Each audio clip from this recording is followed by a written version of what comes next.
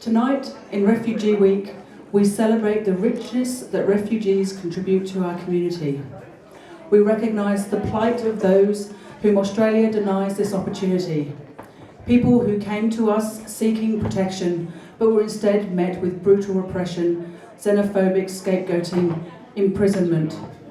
In particular tonight, we stand in solidarity with refugees on Manus Island and Nauru, who struggle daily against the Australian government's attempt to break both their bodies and their spirits. Please welcome Aunty Jannette Phillips for the Welcome to Country.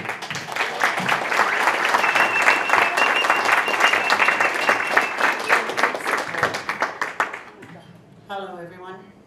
Hello. Yamalandi, Dura, Nugara, Nuduru, Nua, Yamalandi. These are the words of my father's grandmother. They've been put together to do the welcome in our language, which in the old language is Nunua, Nakul Nanawal.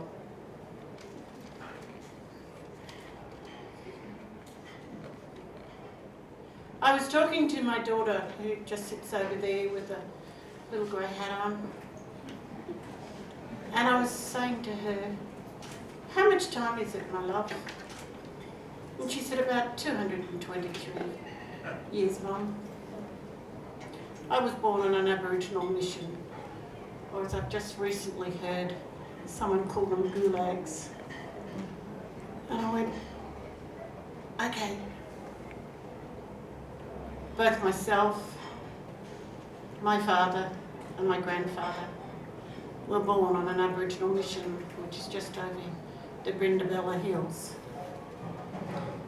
They were not only repressed to a point where our old people, I remember as a child, used to crowd for bush tucker, and some of our mob used to sneak off to get goanna, porcupine, kangaroo. But forbidden to speak their language. I can't imagine any power on earth that could forbid you to speak your language. They say that all religions only takes one generation for the child not to be taught, for them to lose their religion. I don't agree necessarily with that remark, but I certainly agree when somebody back in 1911 took children like me away from their families, not realising that we belong to this amazing big group of people. And I do consider that institutionalisation of children is a form of prison and a form of genocide. My daughter, who sits over there, my baby, my youngest child, is 42 years old. Thankfully, she was not repressed by the Aboriginal reserves. I'm just grateful she survived her crazy mother. Because when I left the children's homes, I was 18 years old. Whilst I was fed, clothed, educated, in the social graces, an understanding of the wider world. It took me nearly 40 years to get myself together. But you should see the grandchildren coming. And for that I'm grateful. I hope that when my babies say goodbye to me, they will say, God, she was a good mum. Because I'm the mum I never had. I lost my mother when I was 3 years old. Because I had blonde hair, and poor Dad, he just lost his absolute mind. The world forgot me, and that's how I ended up in a child. So. But here we are in the year of 2016. And somehow, there are no words in English, or I think in other languages, where people can suppress other people. I mean, there's got to be a time where people have got to say, hey, we've got one earth, we're all humans,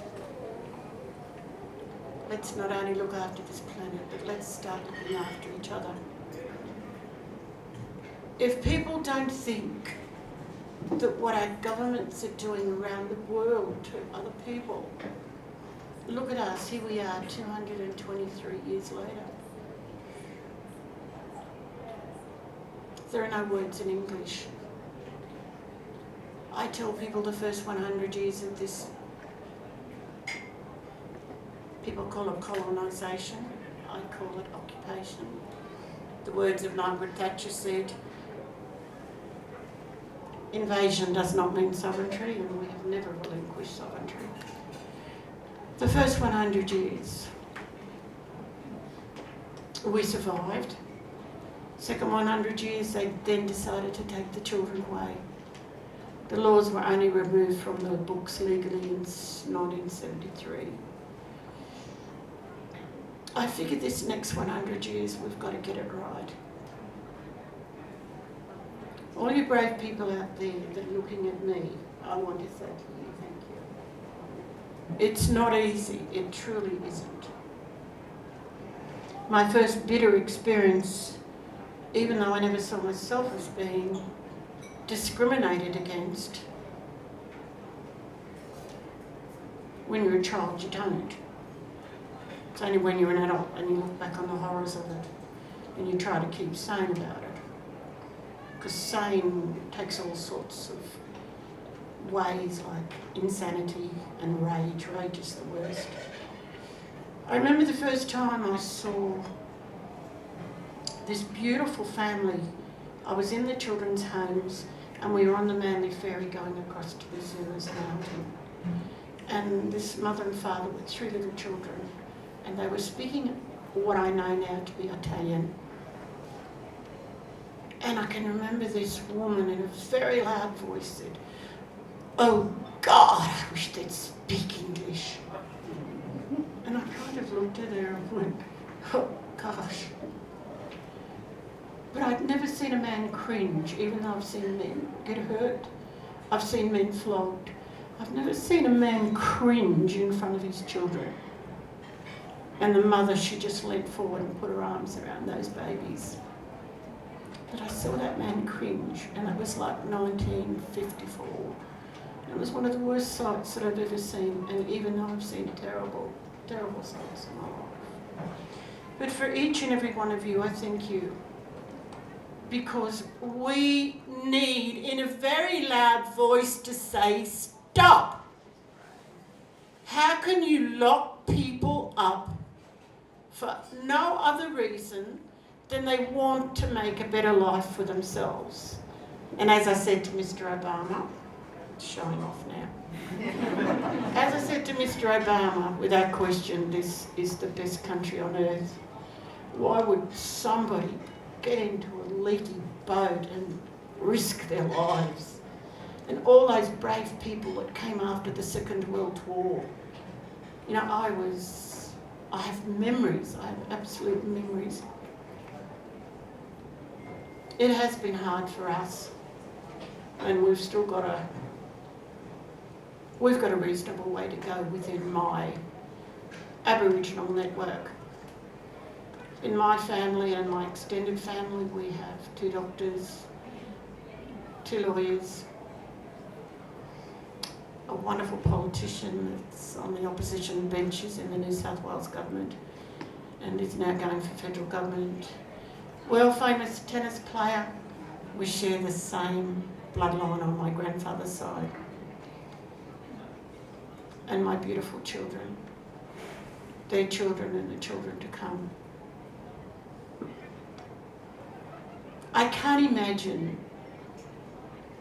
how hard it's been for people to, what I call, leave the bones of their ancestors. I couldn't imagine people coming to such a faraway land and leaving the bones of your ancestors behind.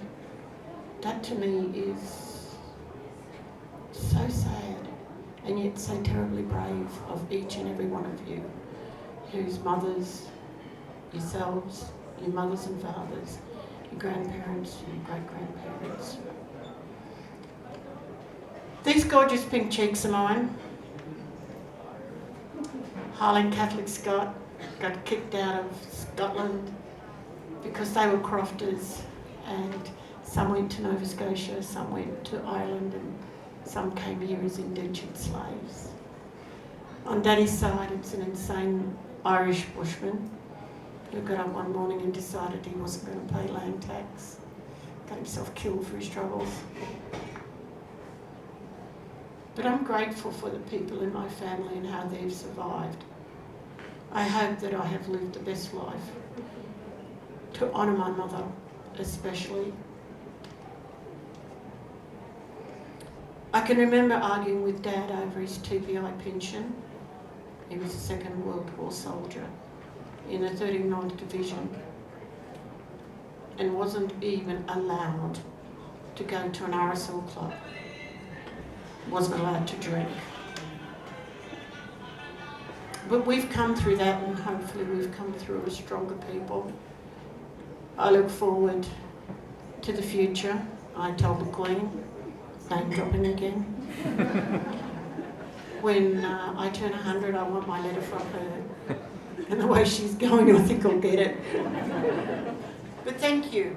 And I want each and every one of you. I don't know what we've got to do anymore. I think so many brave people have done so much.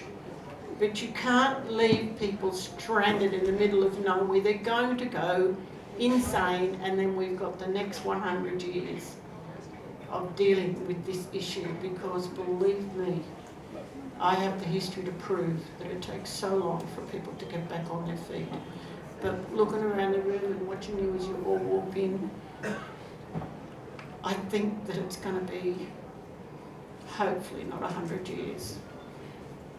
I don't know what we've got to say to our governments. I don't know what we've got to say to our leaders. But what I want to say to you, don't give up, don't give in, and stay strong and be brave as you can. There are some days that I want to faint when I'm standing there and I'm thinking, God, what am I doing here? I see Welcome to Country as being part of reconciliation.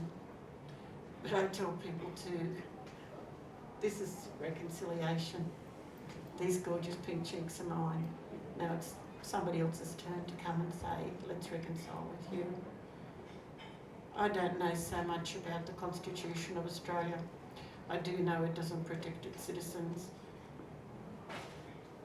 And maybe that's too what we've got to change altogether. So it's going to be totally embracing.